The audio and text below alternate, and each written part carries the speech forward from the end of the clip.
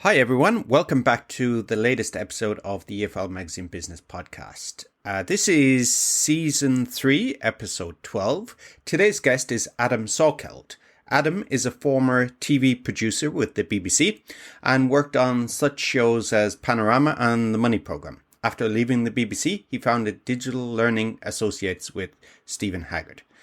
DLA are leaders in authentic video and video-first resources for education. They operate globally with content and partners on 5 continents. Their films and resources have reached over 10 million learners across the globe. I hope you enjoyed the podcast. Hey everyone, buckle up for a new episode of the EFL Magazine Business Podcast, the one and only podcast made to help you launch your business or take your existing business to a level of success you could never have imagined. Whether you're a school owner, freelancer, publisher, or other entrepreneur, you're sure to pick up lots of actionable advice when you listen to the EFL Magazine Business Podcast. Remember to visit eflmagazine.com for great articles and features. Without further ado, here's your host, the founder of EFL Magazine, Philip Pound.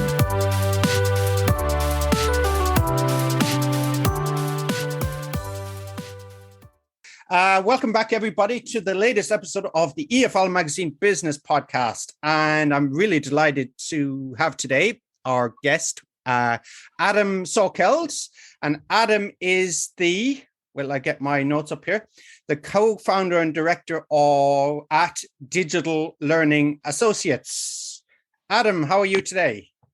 I'm very well indeed. Thank you, Philip. And just before the podcast, as I always say, and as people say on radio interviews, we had a little chat, and I was expecting Adam to be in London today, grey, gloomy, wintry London, but you're not. No, I'm not. I'm sitting on the coast of Kenya, very close to Mombasa, and it's where I have a second home.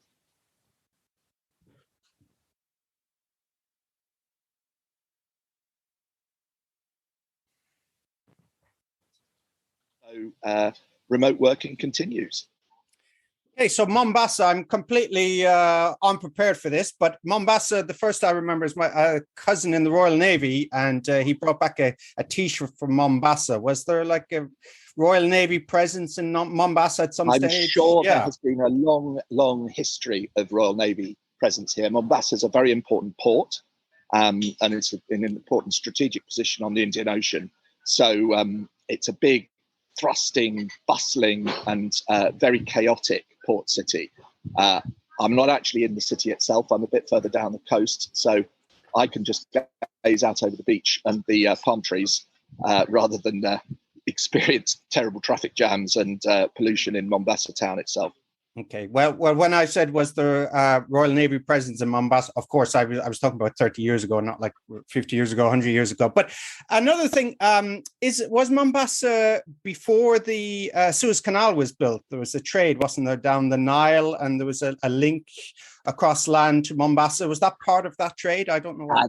This part of the world has been at the center of the Indian Ocean and Eastern trade routes for millennia.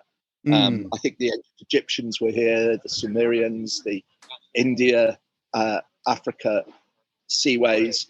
It's really, really the heart of the trade system. And of course, in the past, even the slave trade in East Africa. Okay, yeah. And so it's a little bit more multicultural than other places. I mean, there's Arab traders and Indians and of course Kenyans a very as well. Multicultural place. And of course, nowadays, in the last 20 or 30 years, there's been a lot of Chinese investment. So you see a lot of Chinese business people and engineers here as well. Okay, so the Belt and Road Initiative is underway in Kenya. And how is the British influence still there? I mean, is there old colonial mansions and cricket clubs? There are still a few of those, yes. But I have to say, I think the days of it being a colonial outpost are long past. It's much more now an international city facing the world, facing, the Asian trade, taking in Chinese investment. For example, in the last 10 years, the Chinese have helped build a high-speed rail link from Mombasa into Nairobi. So when I was here 10 years ago, traveling from Nairobi, you took the old British colonial night train, which chugged along, bouncing around, with waiters attempting silver service in the restaurant car. And I think you left Nairobi somewhere around 8 in the evening, and you got into Mombasa mid-morning the next day. Now it's all a few hours on a high-speed train. It's kind of taken the romance away. Yes. There will be a lot of nostalgia around the old one, but I have to say, when you actually need to get from A to B, it's a lot more practical under the new one. Okay. And are you a regular visitor to Kenya? Yes, I spend a lot of time in East Africa. I've got family here, and I've even got a little business that we're running at the moment, a local bar, restaurant, and hotel, which is very exciting and very, very nice to have a sort of business like that on the ground as a relaxation from the trials and hard work of running a digital business. So please put a little plug in for your hotel. Do you have a URL there? It's called the Pamoja Bar and Restaurant. Pamoja is the Swahili word for together, and it's a modest bar and restaurant. We like to have a lot of local live music if we can. So every Saturday night we'll have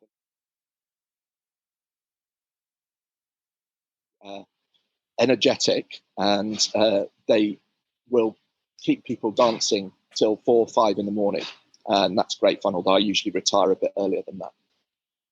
Okay, and what's the theme? Is there a theme? Do you have like British breakfasts, or is it just food? It's avowedly Swahili establishment, so it caters to the local clientele.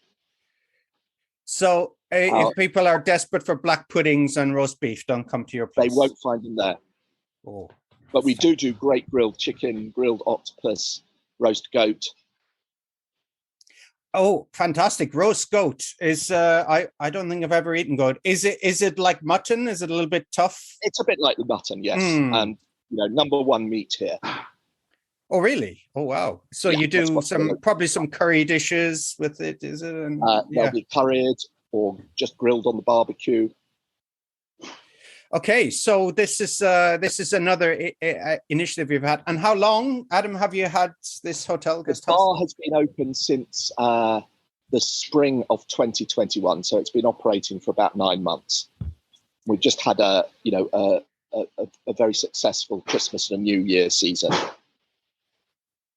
and we just we hope that we can keep it going through the next year, and it will become a point on the map for all our friends in the local area. Okay, and I'll put a link if you in the show notes as well, and I'm eager to have a look at it myself. So I was expecting, when I asked you how long you had it, I was expecting maybe 10 years, but you said 2021. So yes. Since March 2020 to now, a lot has happened, or a lot hasn't happened in other ways. So why take the decision to open in 2021? Is it, the local situation with COVID is not as bad as Europe, or you just want to catch the upswing, or? Well, it's a little easier to manage COVID here because people live outdoors. And so we're not crammed in little rooms infecting each other. And it's generally not been as severe here as it has been in some of the Western countries. I think the reason we opened it in 2021 was just pure optimism. I cast my mind back and I thought it couldn't possibly get any worse, so it would have to get better. I guess I was about a year late with that prediction, but really having all the good, hopeful vibes possible for 2022 and getting through this pandemic and going back to some sort of normal. I have my fingers crossed up here. So we don't know what's going to happen with the Omicron. So not as many cases. People are naturally socially distanced, aren't they, with living further apart. So Tell me about. We want to go back a little bit about your past when we won't get deep into your past, but I want to talk about your time at the BBC. Yes. Well, I joined the BBC as a trainee, and I was trained in journalism and filmmaking by the BBC. And I followed my training with 15 years of a really, really wonderful job, which was traveling around the world, making documentaries about the stories of the day or about history. And I worked with some absolutely amazing, talented and interesting people. And for 15 years, it was probably the ideal job for me. And I went to lots of very, very interesting places. I got to see things that I would never have seen in any other way. And I was immensely happy with the work. I've always thought that video and film are one of the most powerful ways of telling stories and getting people to engage with the world, building, really rich contexts around things. And, those days working for BBC programs like Panorama and the Money Programme, and later on with a whole raft of documentaries and documentary series, it was just, an ideal life. And it taught me a lot, gave me a lot of perspectives on things. But, excuse me, but after doing this, I was very keen to use that experience and the know-how about using video for an educational aim. And I guess that's where the idea for DLA started. My co-founder, Stephen Haggard, had a very, very similar background to me at the BBC. He was also making documentaries and programs. And we got together about 10 years ago and discussed our mission, really, which was how could we make video for education as engaging and as high quality as the video we made for the BBC. Excuse me a moment.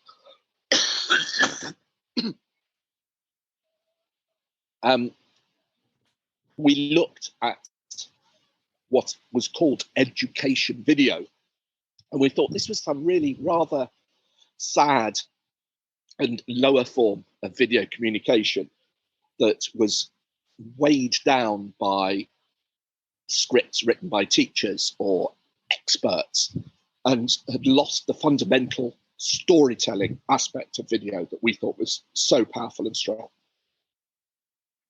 Okay, so that's it started off. So leaving the BBC, I imagine that could be quite difficult. I mean, some could say institutionalized. We have this idea of like it being some sinecure, isn't it? Some kind of a pampered position.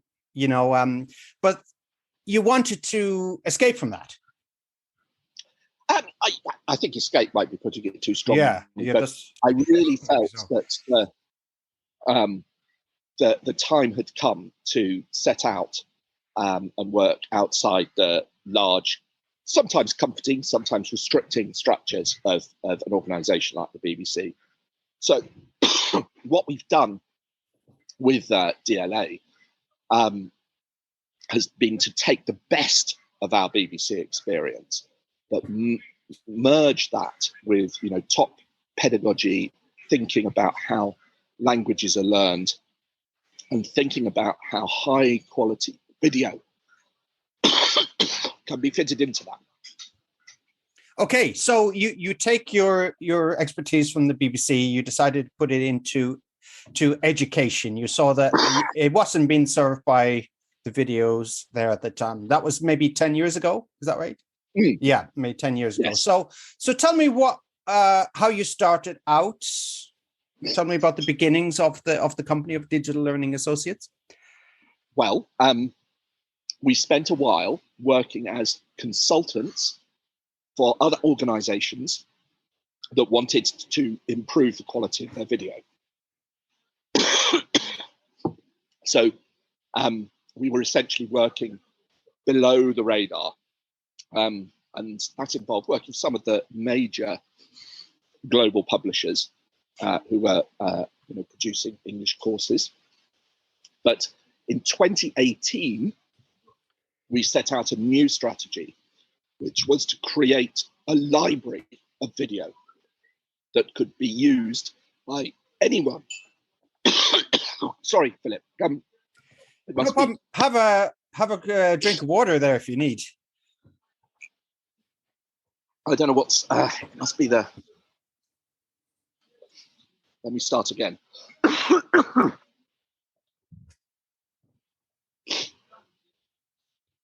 So starting in 2018, we changed direction. We decided to build a library of ready-to-run, hence the name of our main product, ready-to-run video that anyone creating an English course, be it a print course, be it a digital course, be it an app, could use on a rental basis. So they didn't have to go through the expense, the time, the complications of procuring new video. They could choose from a catalogue and rent the video for 6 months through to 15 years, depending on what their needs were. And that was the sort of major moment in a change for us. And I think to a certain extent for the industry as well, was putting video out there within the reach of anyone who wants to create English language learning, putting the highest quality award-winning video out there and effectively operating a bit like a Getty Images, where you select the video you want and then you license it and then you use it. And so it's a very simple business model, but underlying that is a desire to bring the very, very best video to English learning of all types. I was thinking, you said Getty Images. I was thinking of Adobe Video, isn't it? Maybe for ELT. Yeah. Would it be fair to say it was similar or is similar? Yeah. I mean, unlike Getty or Adobe, every ready-to-run video is learning ready. It has actually been created with the English learner in mind. So it's been graded, for example, A1, A2, B1 or whatever. It's been created with specific language learning outcomes in mind.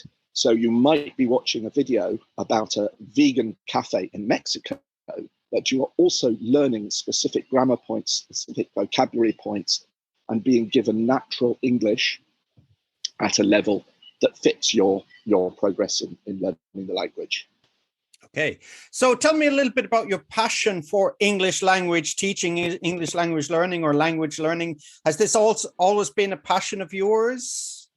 Well, that's a very interesting question. I think like a lot of people, when I graduated and before I joined the BBC, I spent a very enjoyable and hardworking summer on the English South Coast at a language college, teaching teenagers and young adults English for all grades and levels. And I think, using, I think we were using OUP Streamline, which tells you how long ago it was. How long ago was it? Oh, no, we won't go there. Well into the previous century. And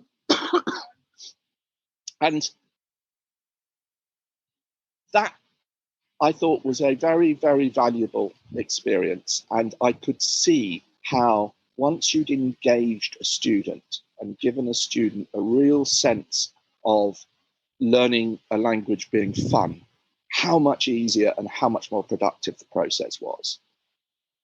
And I've also seen, in my travels around the world, how English can be a real gateway skill to people's lives, aspirations, prospects. People who learn English tend to earn more money. They tend to get better jobs. They tend to be able to travel, meet other aspirations like, watching movies in their first language. So, I've always felt that it was a very powerful part of the whole learning spectrum, learning a language. And, I just thank my lucky stars that I'm a native speaker and haven't had to learn it myself for the second language. Exactly. It kind of brings to mind what you said, brings to mind Alain de Botton, who the listeners may know, the philosopher, public intellectual, but he's what would we say? He doesn't really like English language teaching, or let me say, he thinks that people who are involved in English language teaching have failed in life. That's like paraphrasing him there, but similar.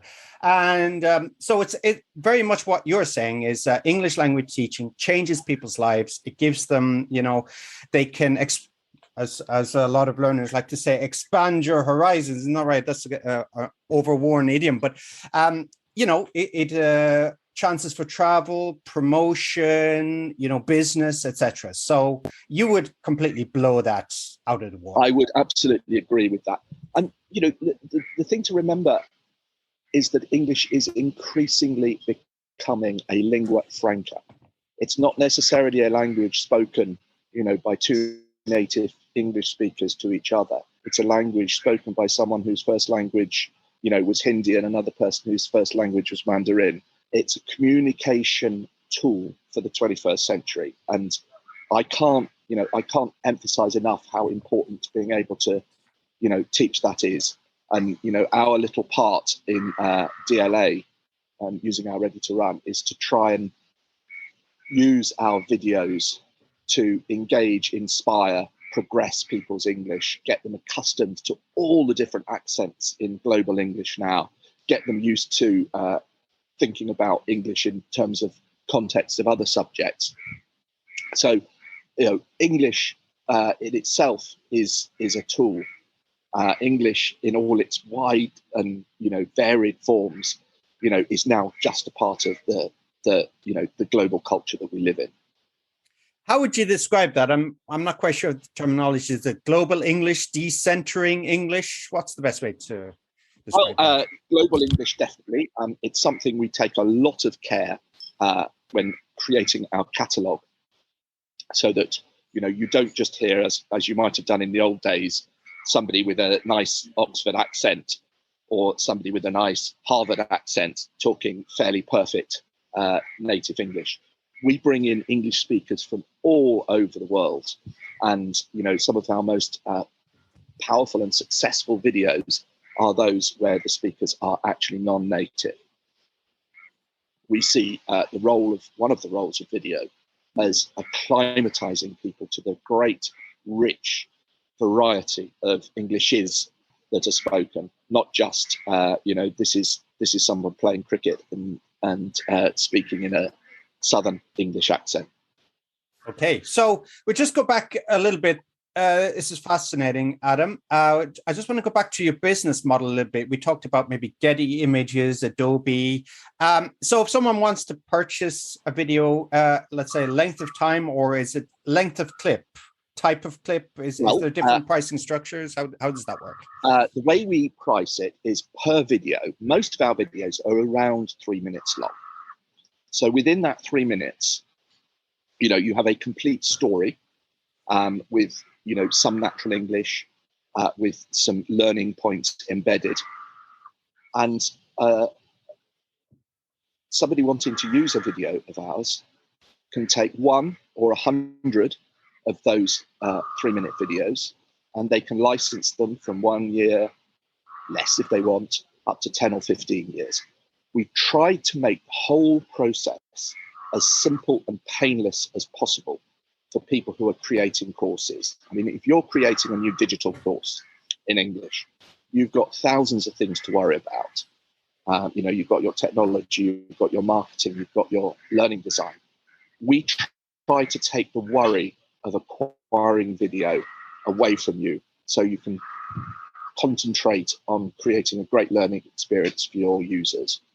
And as I say, we are completely flexible with regards to pricing, term length. You can even take some videos on a free trial to test whether it works in your particular product or not. And then you can license, you get different deals depending on the length of time. You're guaranteed what you're going to pay, unlike, for example, making running. You know exactly what's going to be in the video, before you license it, so your authors and learning designers can get to work on it.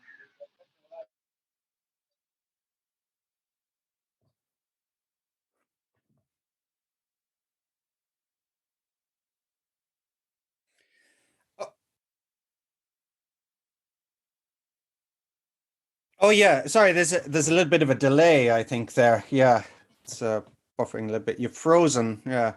All that, or Yeah, yeah, I got all of that. Just a little. I like the last 5 seconds were a little bit muddled, but I think we're okay again. Yeah, I think we're good. Okay, we can cut this bit out anyway. So yeah, maybe if you turn I'm off going to the switch off the video to yeah. give a bit more bandwidth. Yeah, maybe I'll switch off mine as well, just to stop video. There we go. Okay, that might be a bit better. It don't have the same rapport over sound, but what can you do? So yes, so you started out the company, and before you launched Digital Learning Associates videos, the current offering that you have, you worked with publishing companies in an advisory role. But so tell me about bringing in business in the first place. So you decided to produce your own videos. Was it your existing clients? Who did you decide to target? Who did you feel were a good market for your videos? Well, in essence, we've been helped a lot by the fact that most new courses in English, whether they're digital or print-based, of media that they give to their students.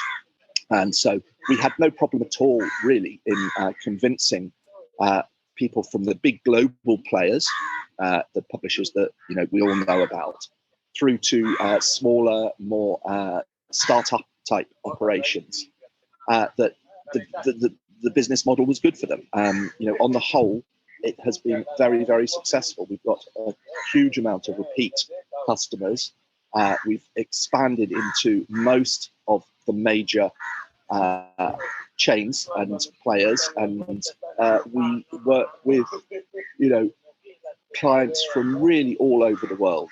We've got a lot of business in Asia. We've got a lot of business in Latin America.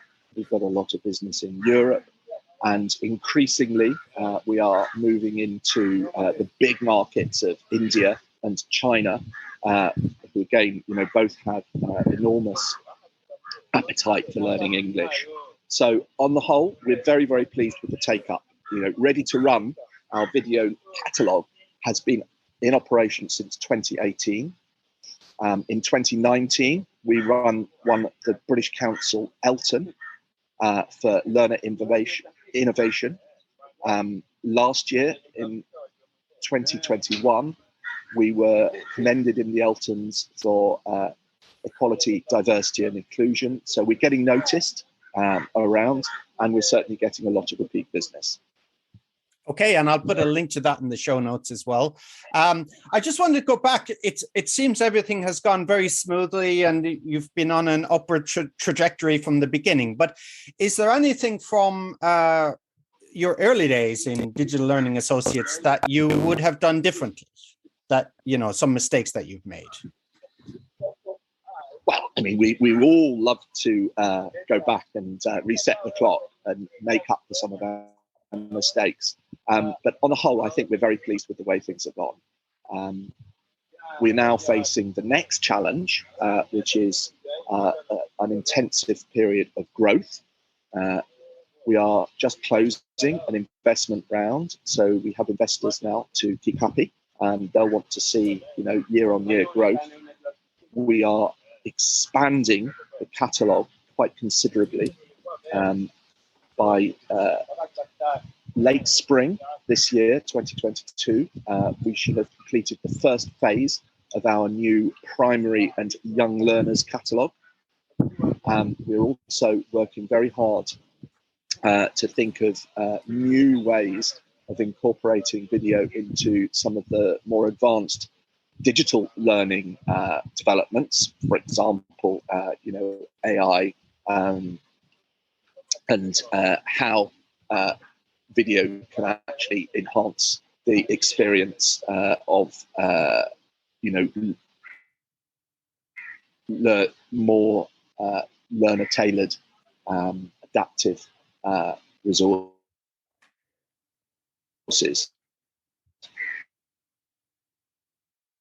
Okay. Yeah, there's a little bit of a freeze there, but I think we're mostly okay. Yeah. So I was actually. Well, anything you want me to repeat, just say.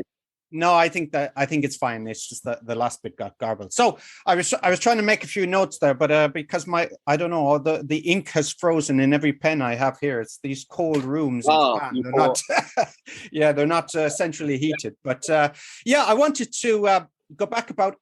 You mentioned there's a new round of investment. So I was talking to Mark Pemberton from StudyCats a number of weeks back, and he said, the whole market round, the new injection of investment is very much a new thing for him, as a business owner. Is this something you've experienced before?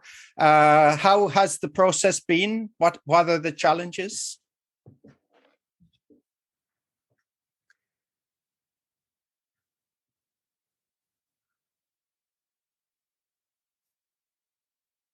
For relatively rapid growth. Everyone is looking for companies that are going to deliver over a reasonably short period of time. And we're convinced that we have that. We are convinced that the market for authentic video in English is only at its starting point. We believe that video can and will be one of the X factors in driving learner experiences. So we are very buoyant and optimistic about the future.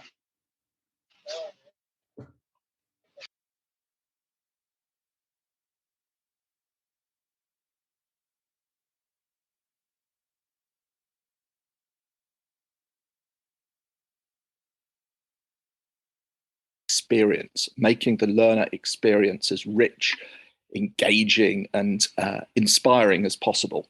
That's particularly relevant in the digital world, where learners don't have that sort of presential motivation of a teacher with them. I think one of the things we all discovered during the COVID period is that it's one thing to have a class of students in a classroom for several hours and keep their attention. It's quite another to keep that attention going when they're working on a screen on their own. So we were able to persuade investors that video was one of the X factors in the future learning experience of language learners. And I think that message went home. I think we were able to show that there wasn't a lot of competition out there for authentic learning ready video as Ready to Run provides. Then, of course, the rest of it, which is still going on even now, is the very detailed process of due diligence, checking through how our revenue has been coming in, checking through our levels of profitability, looking hard at the projections that we've been making for the next few years. But touching lots of wood, I think we're almost there, and we should be able to close the round by the end of this month, January. Okay, so you were able to draw on your production experience, how your persuasion and presenting ideas. Well, yes, certainly, yeah. certainly to quite a great extent. I mean, again, one of the standout features of Ready to Run is that it is put together by people who have a background in television and video. We also obviously have a strong, learning design and pedagogy team, but the experience that we had in broadcast TV has been immensely useful in persuading people that we know what we're talking about with video. Okay, so it's very much the people involved, your background, your experience. You're able to evoke certain what the product can do, what problem it can solve, and also you have to be very granular, as they say, with financials and projections. You do, yes. People don't invest on a whim. They want to see the hard data. As we've seen, maybe in the US they call it Shark Tank, don't they? In the UK, Dragon's Den. I'm sure you Dragon's Den. probably know some people work on it, but is it very similar to that? That you have to be very what would we say realistic with projections, because when they come on Dragon's Den, they overvalue their company, or they project they're going to sell so many more units in year 3 and year 5, and is it similar to that? Well, it is. That's very much the general process. But unlike a lot of startups, we were able to demonstrate several years of real revenue and real revenue growth. And we were also able to demonstrate a lot of blue chip clients who come back for repeat business. So we can give our investors a greater degree of security in the projections that we're offering, because we've actually already done the heavy lifting of bringing these big brands on board and winning them over for the ready to run offer. Okay. As some consultants say, the easiest way to get investment is to show you might need investment. Well, yes, that is a school of thought. We could have carried on without investment and built organically, but we felt we'd got to the point of having done that already. The company was turning over a decent revenue every year on the basis of zero outside investment, just the investment from the founders. And what external investment gives us is a catalyst and a speeding up of our growth, which we wouldn't have been able to manage, from internal resources. Okay, so the next level, getting the investment, scaling to the next level. Where are you? Where do you want to be? Well, obviously, we want to be increasing our revenue year on year, and also, making sure that we continue to get the good margins that we've been working with up till now. But the main bulk of our investment is in improving, extending, deepening the catalogue offer that we have. So the first big area that we're working on is a catalogue for primary and young learners. And we're also working on extending across the board our coverage of areas like sustainability and making climate change and making our videos relevant to the schoolroom and the learner in this time going forward. So we're exploring a whole bunch of areas that are running alongside the English language learning. So another area that we're looking at very hard is social emotional learning, being able to introduce elements of SEL through the English language syllabus. And it's a very good vehicle for that, because obviously language learning is about expression, it's about listening, it's about empathy.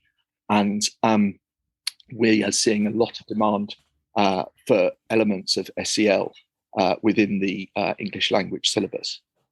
Okay, so more generally, we talk. I've had a few guests on over the past few weeks, and some guests say there'll always be a need for English language teachers. There'll always need to be that one-to-one human element. As you just mentioned there.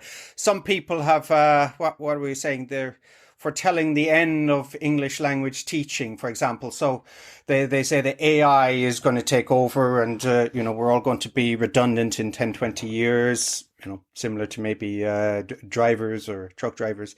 Not soon enough for the UK at the moment. But so what's your feel on where English language teaching, learning is going? I mean, obviously with the COVID online, all that's changed the market even here in Japan. I mean, online learning was, wasn't a thing. But of course, it's complete sea change. So what do you see happening next 5, 10, 20 years? Difficult question, but there you go. Well, the first thing I'd say is it's a quote from Bill Gates. Bill Gates says, it's very easy to overestimate the amount of change in 1 year, and it's very easy to underestimate the amount of change in 10 years. So if we put our horizon somewhere between 1 and 10 years, I don't think I could go further than that. I don't think we're going to see any less of the role of the teacher. The teacher is still an absolutely vital part in the learning process. But I think we're going to see a lot of changes in the way teachers' time is used. I think we're going to see changes in the setup of learning. Probably, you'll guess that will mean more on-screen time. But essentially, I think what we will see is different versions of a blended model. I really don't think we're banishing the teacher in the classroom just yet. We're experimenting, for example, with online tutoring, whereby video can become a part of an online tutoring session. It gives, the teacher the chance to bring in, external stimuli to a session that could just be a Zoom call.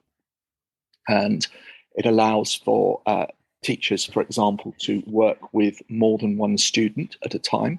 So, for example, one student could be asked to watch a video while the teacher coaches another student live, one-to-one. I think there's a lot of exciting things could happen there. The whole piece about AI and personalizing learning to individual learning styles is very important. Again, we think there's a role for video in that. And we're, working with a couple of partners on ideas around that for the future. But again, all that is doing is replacing what a good teacher would be doing anyway. And I think rather than looking at it as replacing, we should think about it as enhancing.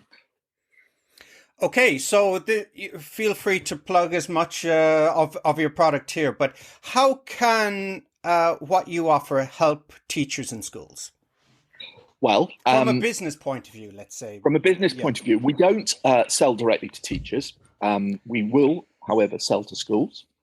So if a school chain or even an individual school wants to license our videos, they will not only be able to license any number of videos, but also lesson plans that go with each video. We provide a lesson plan for 40, 45 minutes of teaching time, plus project work that can be extended over a week or so. They can choose the level and the topic, so it can fit in with most ELL curricula. And we provide a whole range of student activities that can be printed out or offered digitally. So a school that wants to take ready to run, or school chain, please have a look at our catalogue online. Have a look. Can you give me the URL there, Adam?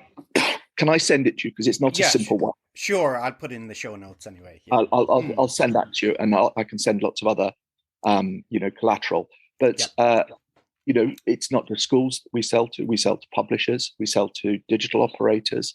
We sell to government ministries. So the ready to run package is really, really widely available. Okay, so I mentioned, I asked you a little bit earlier about where you see the ELT, EFL, ESL language teaching industry in the next decade. But a similar question is, as entrepreneurs, business owners, it's probably not a good idea, and from the advice of many other guests, is not to go for shiny new things, isn't it? And this is very much what you're concentrating. You're concentrating very much on video, and you're drilling down on that. So let's say if you were to offer somebody advice in ELT for opportunities in the market that you maybe could think of or not pursuing, where do you see the opportunities out there for entrepreneurs? Well, I think there will continue to be enormous opportunities in all forms of language learning, particularly English. But my advice to anyone wanting to enter is be focused. Focus on why your offer is doing something that is different from the rest of the market. It may be something, based around a particular language learning skill, pronunciation, for example, or it may be based around a particular approach to language learning, like, bite-sized or app-based. It may be based around a particular marketing strategy, like, for example, using, characters and brands that are already well known, attaching yourself to another platform or brand, but keep focused. Be able to say to anyone who's either buying or investing in what you're doing, we are the only people who do this, or we are doing this better than anybody else. Okay, and this is very much in line with a lot of the other guests. I think I'll have to put niching on hold for a while.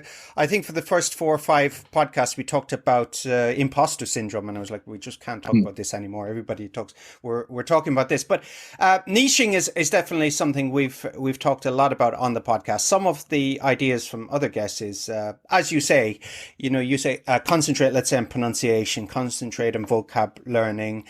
Other people concentrate on a particular market, or like they drill down to a job within that market. So they may be a salesperson or a salesperson within pharmaceuticals, or the idea, one of the examples from Paul Salloway a few months ago, he said he is one ELT teacher who specializes in English for tree surgeons.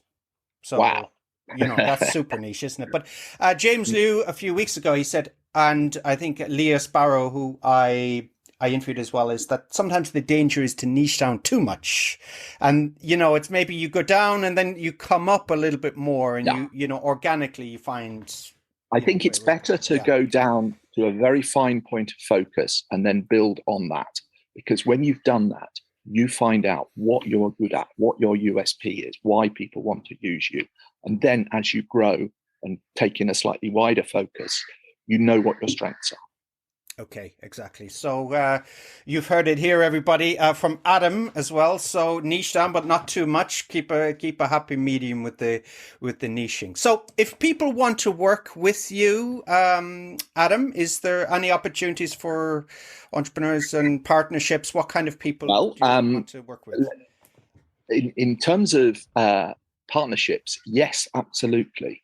I mean, if someone has a good idea within the language learning sector, and they want to come and talk to us, and they think that there may be a role for video within their offer, then please do talk to us. And we're often cooperating with other startups.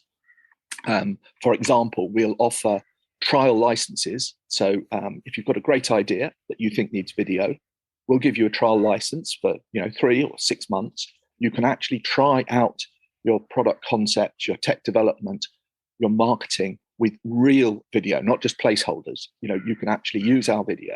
Then at the end of the trial period, we'll have a chat and see whether you felt that our video helped your product reach its market, deliver its learning, and hopefully, if all goes well, we'll enter into a more permanent relationship.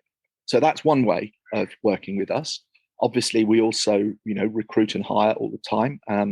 Just keep an eye on our LinkedIn profile when we need people. We have all sorts of skills that we need to fill with people from the ELT industry.